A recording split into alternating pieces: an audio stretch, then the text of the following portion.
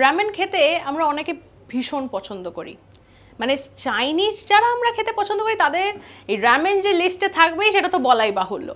যা স্যুপের মধ্যে নুডলস দেওয়া, তার সাথে এত আনাজ, ডিম থাকছে, অনেক ক্ষেত্রে মাংস থাকছে, বিভিন্ন রকম ভাবে এগুলিকে বানানো হচ্ছে।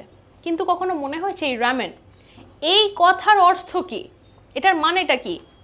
এটার উৎস যে চায়না থেকে সেটা তো আমরা বুঝতেই পাচ্ছি। এর অর্থ হচ্ছে পুলড নুডলস।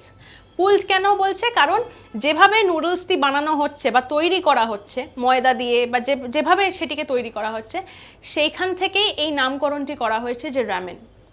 যে টেনে মেশিন থেকে যখন বার করা হচ্ছে নুডলসগুলিকে, সেখান থেকেই এই নামকরণটি এসছে।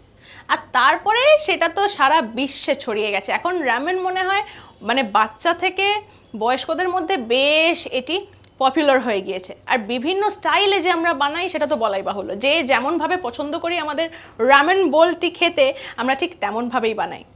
আপনারা যারা রামেন খেতে পছন্দ করেন আমাদের কিন্তু কমেন্ট সেকশনে লিখে জানাতে ভুলবেন না। আমরা কিন্তু রয়েছি হোয়াটসঅ্যাপেও, তাই ফলো করবেন, লাইক শেয়ার সাবস্ক্রাইব করুন এবং সঙ্গে রাখুন আজ তাক বাংলাকে।